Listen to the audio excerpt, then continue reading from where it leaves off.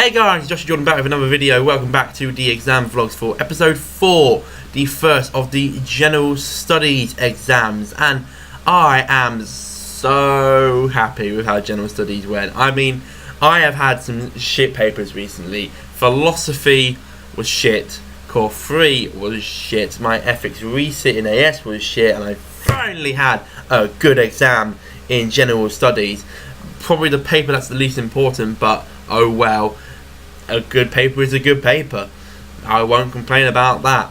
So going through the paper, because I remember this one quite fondly because it was yesterday. For those who don't know, the last episodes 3 and 4 coming out today on a Thursday, because I was so busy and so tired through the exams I was going through. That today is my day off, so I thought it'd better off do episodes 3 and 4 today.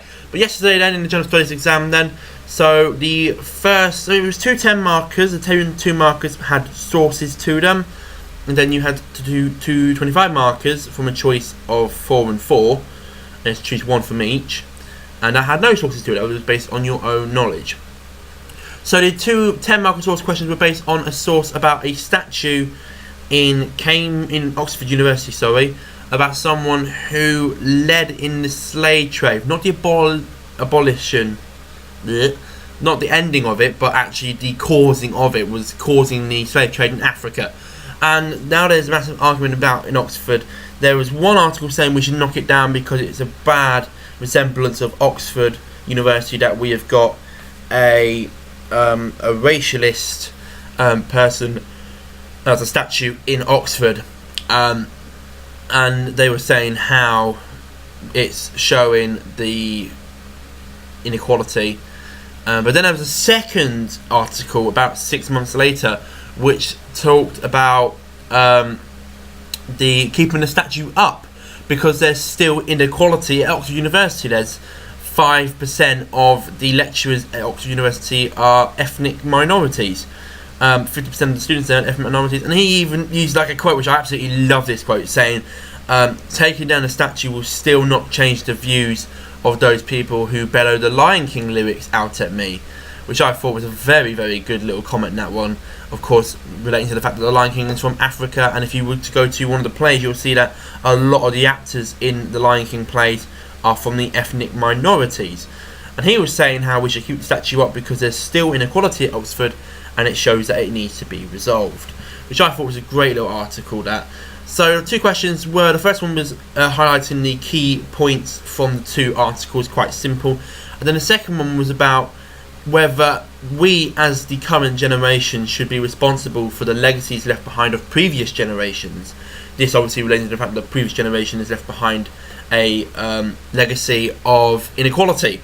So yeah, it was an interesting question, and I said that in terms of racism, we are still aggravating it. We've still got people committing crimes that are racially aggravated.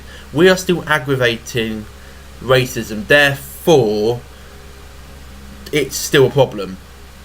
It is still a problem, but something that perhaps we're not aggravating anymore, like that was the previous generation, but we're not now continuing now, that's not a problem anymore because we're not causing it anymore. Something that we are still causing today ourselves is something that we are responsible for.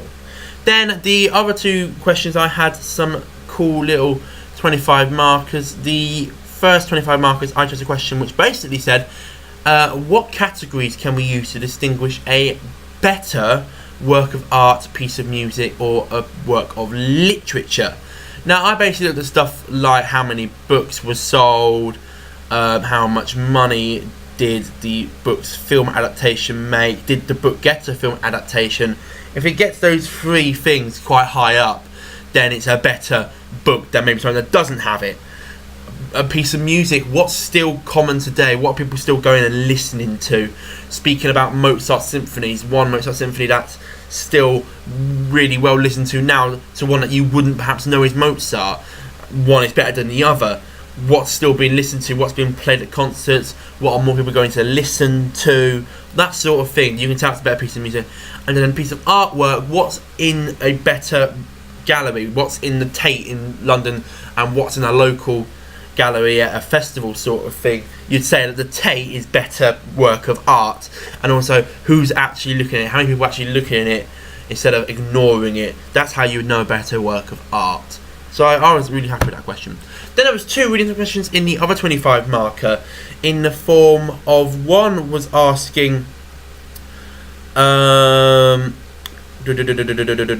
should or shouldn't we ban guns for private use in the UK and in the world? Discuss. And the other one was discuss the advantages and disadvantages of allowing refugees and asylum seekers into the UK. It has disadvantages and advantages being for the UK and its citizens. Now I chose the advantages and disadvantages of refugees and asylum seekers because that's on the news pretty much every day nowadays, and look at stuff like the advantages, of course, are we're doing our bit for the EU to take on refugees. When you've got stuff like Spain that's cutting people off sort of thing, we're doing our bit, we're agreeing to take in refugees, not asylum seekers, but we're taking in refugees because of course they've got no home, they've been forced out of their homes by war. Asylum seekers are literally just leaving their homes because they want a better life when they don't need to leave their homes.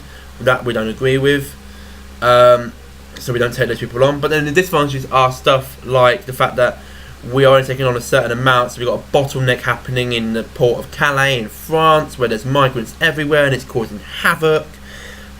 We could let them in and then we would stop issues in France, but then the citizens have got a problem because then they're taking jobs and the UK citizens who deserve the jobs more, in fairness, because they live here, aren't getting the jobs, and then the unemployment system gets even worse. So there's a load of disadvantages and advantages, and I think really if we could afford to, we would love to fling our doors open and allow refugees in, but unfortunately it's just not physically possible. It would be too bad for the economy, the country, everything else.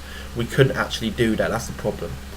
So yeah, I'm really happy to do today's exam. I mean, the fact that I do music, the question that came about music was brilliant. I'm really happy with that paper, best one so far, and it's a real confidence boost because on Friday hopefully we'll have episode 5, which is the core 4 mathematics exam, which I'm not very confident. And if you looked on my Facebook, you will see that I've never been happier to see an E on a past paper. That's literally how desperate I am to escape Michael Gove's love child, because education's been fucked up by him. But anyway guys, thank you very much for watching. I'll see you in the next one, but for now I've been Joshua Jordan. I'll see you next time. Ta-ra.